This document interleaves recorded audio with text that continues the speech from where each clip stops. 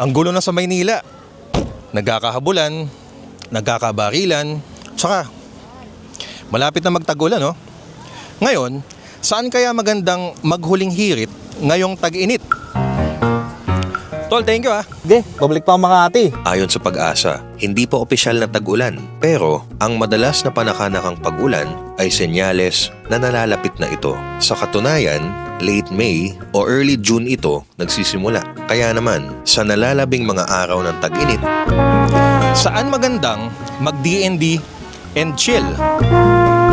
depende sa trip mo. Baguio, Tagaytay, medyo mainit na rin dun eh. Dagat? Boracay, El Nido, Siargao. Kaso balita ko para may naghahari-harian daw dun eh. Sa Dolomite Beach na lang kaya? Abroad? Lalo na yung mga walang extradition treaty sa Pilipinas? Layo. Sa totoo lang, depende naman sa trip yan eh. Kung ako ang tatanungin, gusto ko yung peaceful, tahimik, at pribado. Yung tipong walang nakakaalam kung nasan ako. Kahit yung mga abogado ko. Si Sir kaya, may alam na chill D&D place? Mula dito sa... Ako si Emil Kailing, dito sa Pilipinas.